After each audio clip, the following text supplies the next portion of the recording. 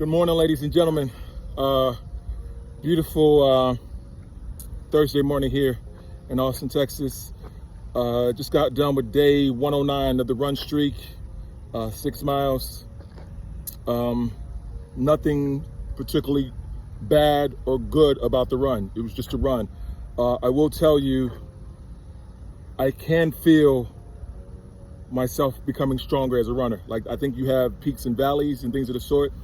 And I was in a valley for a bit, and I feel myself coming out. And what's so interesting about it is the numbers may not relay that, but the mind, the mental aspect of it, the spiritual aspect of it, I can feel it getting really, really strong. Was just listening halfway through an interview between Charlemagne the God, who's interviewing Big Sean. And I am absolutely enjoying the interview.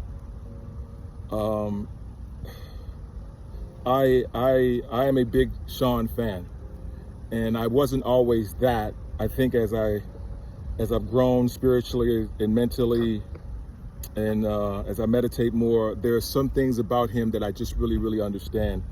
And I tell you, one thing that I was thinking about on this run is, like, I got to get back into my music, like, on a harder level. I am known as the hip hop runner, and there's a specific reason for that. There are two things I love, or two things that have helped me grow beyond my Heavenly Father, and that's running, but really more hip hop. Like, I love hip hop. I grew up in the hip hop, Chicago hip hop scene. Been rhyming for years, and I'm gonna tell you something. I've never really said this before. I am really one of my biggest fans. Like when I'm on point, I'm a beast. But I will also tell you, I'm also hypercritical of myself, and I'll find all the flaws in myself. And I'm becoming less of that, because I'm understanding that whatever I'm doing it, as long as I'm doing it from the heart, and I'm not worried about what others think of me, and just do the thing that is my magic, it'll be cool. And so I was really, really thinking about that today, and like just getting back into it, because another thing that's kind of different for me is, and it was something that I heard in this interview with Big Sean, is sometimes you can make the best music, but if people don't really understand your story, you're just a guy that sort of makes music.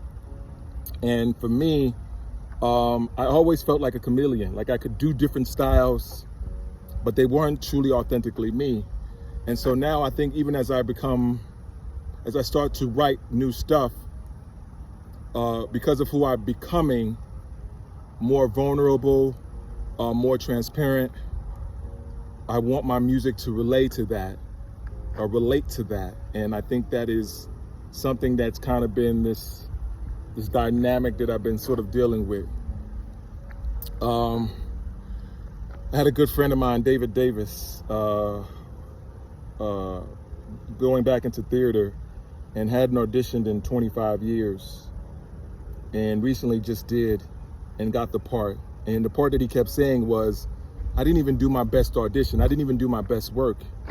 But I think he realized that it's not really always about doing your best work. Just putting your foot out there, just doing those things, start the journey. And as I saw his journey and as it was going about, all I could do was just relate it to where I am. Like, sometimes we can beat ourselves up so much. And the idea is just to start the journey, man. So those are just the thoughts on my mind today. As always, I say be blessed today and every day. Thanks for listening. Peace.